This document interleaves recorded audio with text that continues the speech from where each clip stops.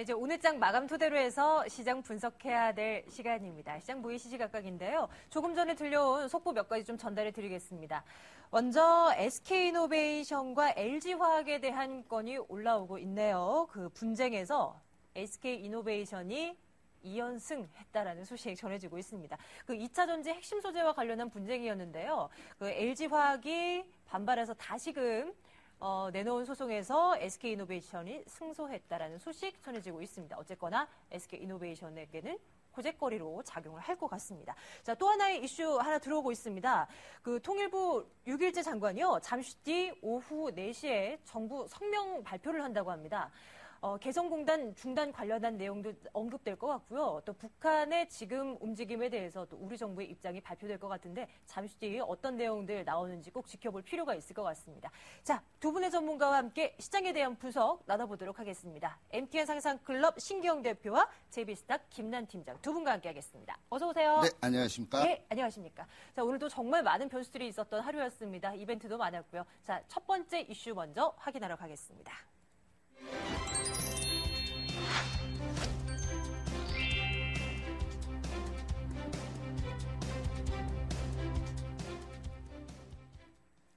(1940선) 회복됐고요. 1950선 부근까지 올라온 채 오늘 코스피는 마감이 됐습니다. 여러 가지 이슈가 있었습니다. 북한에 대한 리스크는 여전했고요. 엔화 약세, 이제 100엔, 그 엔달러 간당간당 하는 수준입니다. 여기에 만기일에 금통위 기준금리 결정에 여러 가지 이벤트들이 있었던 오늘입니다. 자, 신기영 대표님, 오늘 네. 시장 총평 내려주세요. 어떻게 봐야 됩니까? 나름대로 좀 다행스러웠다. 이렇게 좀 말씀을 드릴 수 있겠습니다. 오전에 금리 동결 소식과 더불어서 시장이 다소 안 좋게 움직여 나가는 그런 모습이었습니다. 근데 장 후반부에 만기 지수는 일단 잘 마무리가 되는 그런 모습이었기 때문에 나름대로 좀 양호한 흐름을 보여줬다. 이렇게 말씀을 드릴 수 있는 부분이고요.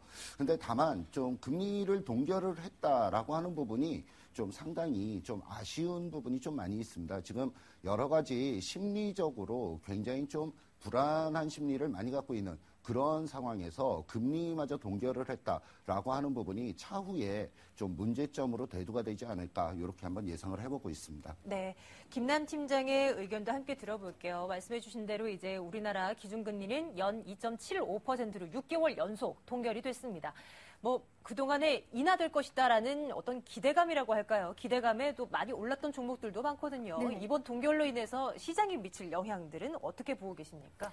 우선은 시장에 미칠 영향도 중요한데요. 기관들이 이번에 그 기준금리 인하 쪽으로 상당히 많은 포커스를 맞춰 왔었기 때문에 이미 3년 만기 국채 그 금리가 2.43%까지 인하를 하는 그런 상황까지 왔습니다. 이에 맞춰서 외인들 같은 경우에는 또 재빠르게 국채를 매도를 하면서 수익을 챙겼는데 기관들은 상당히 이번에 좀 많은 손실을 보게 됐다라는 점. 그렇기 때문에 개인 투자가들도 너무 기간에 그 움직이는 방향에 맞춰서 투자 전략을 짜 오셨다라고 하면 이번 그 기준금리 금통위에서는 좀 다소 좀 실망스러운 그런 결과를 맞이했을 겁니다. 우선은 그 이번 기준금리 동결, 결국에 동결이 됐지만요. 시장 흐름은 상당히 그렇게 많이 동요하는 모습을 보여주고 있지는 않습니다. 오히려 금통위에서는 이런 결과가 나올 수 있다라는 것들을 일부 예상하는 쪽도 있었던 것 같고요.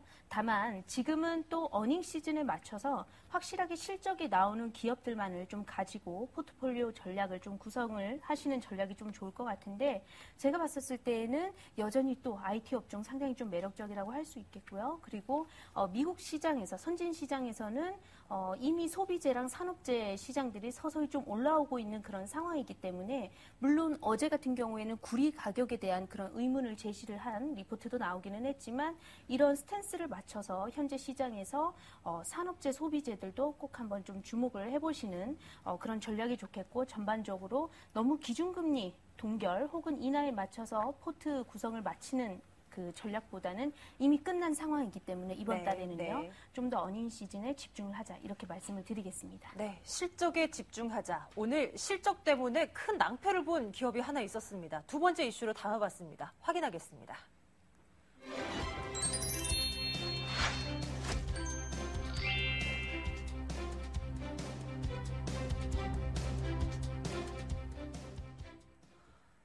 정말 세상에는 이렇게 큰 기업이 또 주가가 하한가로 들어갑니다. GS건설의 실적이 부진하다, 영업 적자 기록했다라는 얘기가 들려오면서요. 뭐 증권가에서는 뭐 이제 GS건설 보지도 말라라는 얘기들도 나오고 있고요. 목표가 하향은 물론이고요. 투자 의견을 아예 없애버리는 증권사들도 나오고 있습니다. 실적이 대체 어떻게 나왔길래 그런 것인지 확인해보고 짚어보겠습니다. 자, GS건설의 1분기 실적 나오고 있습니다. 영업 손실 적자로 전환됐고요. 단기 순손실 기록을 했습니다. 1년 전에 비해서 매출액도요. 1년 전에 비해서 13% 줄어든 채 이제 결과가 나오는 모습입니다. 일단 하한가로 장 시작부터 직행했기 때문에 어떻게 보유하신 분들 대응조차 할 수가 없었습니다. 시각 좀 들어보도록 할게요. 전문가님들의. 신경훈 대표님, 네. 이 GS건설 뭐 시작으로 해서 오늘 일단 이렇게 마감이 되긴 했는데 앞으로도 좀 심각하게 생각을 해야 되는 것인지 어떻게 보십니까? 좀 굉장히 좀 안 좋게 보고 있습니다. 지금 뭐 지난번에 제가 방송에서 한번 말씀드린 적이 있는데요. 제 친구가 이제 해외 쪽에 건설 쪽 업무를 담당하는 친구가 있습니다. 근데 그 친구 얘기를 들어보니까 전체적으로 해외에서 수주를 받을 때 저가 수주를 계속적으로 받는다. 이런 말씀 한번 드린 적이 있거든요. 네, 기억이 납니다. 그게 지금 현실적으로 지금 GS건설부터 펼쳐져 나오는 그런 네네네. 모습이거든요. 그래서 이번에 실적이 사실 1분기 영업 손실이 5천억 원이 넘게 손실이 나왔다라고 하는 부분이 굉장히 좀 안 좋은 부분이고요. 올 1년을 기준으로 따져서 약 한 9천억 원 정도의 손실을 지금 예상을 한다라는 얘기가 나오고 있기 때문에 그렇다 그러면 지금 해외에서 수주를 받는 그런 건설 쪽에 여러 가지 좀 문제점이 있는 것이 아닌가. 그리고 그 부분에 마진폭은 지금 마진폭은 고사하고 계속적으로 좀 적자 체제로 좀 전환이 될 가능성이 있는 것이 아닌가 이런 부분들이 지금 굉장히 좀 우려가 되고 있는 부분입니다.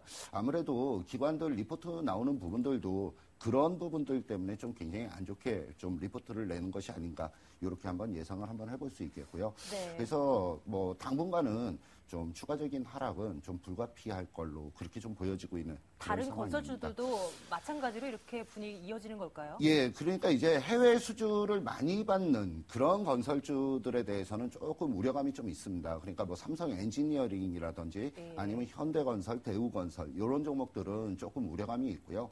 지난주에 방송할 때 제가 현대산업개발 같은 경우에는 해외 수주가 거의 없고 국내 내수만 가지고 움직이는 그런 건설사라고 말씀을 드렸는데 네. 오늘 종가를 보니까 오늘 종가 플러스로 마무리 짓는 그런 모습이었습니다. 그래서 그런 부분을 본다 그러면 건설 쪽에 혹시라도 접근을 하신다라고 생각을 하실 분이 계시면 해외 수주를 많이 받는 그런 쪽보다는 국내 내수 건설 경기 쪽 이쪽에 대해서 관심 있게 좀 보시면 좋겠고요.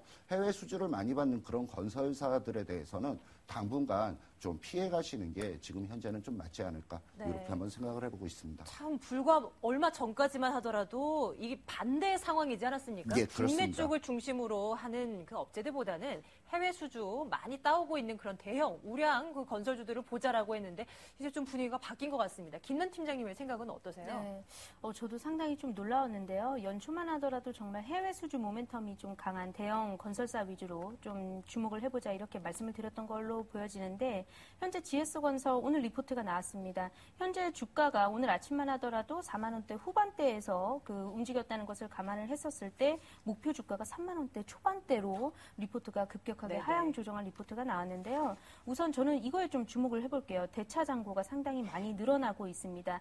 2월 중순에도 그랬고요. 3월 중순에도 그랬고 누적 잔고가 지금 상당히 많이 쌓여 있는 상황에서 현재 자리에서는 당분간은 조금은 조정은 더 심화될 것으로 보여집니다. 한 지금 4만 2천 원인데요. 그래도 재차 3만 원 후반대에서는 한번 그 반등이 기술적 반등이 나와주리라고 좀 생각을 하고요. 결국에 대차 공매도라고 하는 것은 언제든지 또 상환이 들어올 수 있는 쇼커버링에 대해서 또 기대를 해볼 수 있는 여지가 있기 때문에 작년에도 제가 기억을 하는 바로는 네오이즈 게임즈가 그랬고요. 네. 그다음에 AMOLED 장비주 많은 소개를 드렸었는데 연말에 목표 주가 대거 하향하는 그런 리포트가 나왔지만 현재는 좀 시장이 어떻습니까? 현재 시장에서 올라가고 있는 종목들은 장비 업체들이 되겠죠. 그렇기 때문에 기관들이 항상 모든 그 바른 말만 하는 것은 저는 아니라고 생각이 됩니다. 그렇기 때문에 물론 지금 자리 신규 진입은 하기는 어렵겠지만 기존에 보유하고 계셨던 분들 많은 손실을 내고 계시다라고 하면 조금은 하락폭을 좀 두시고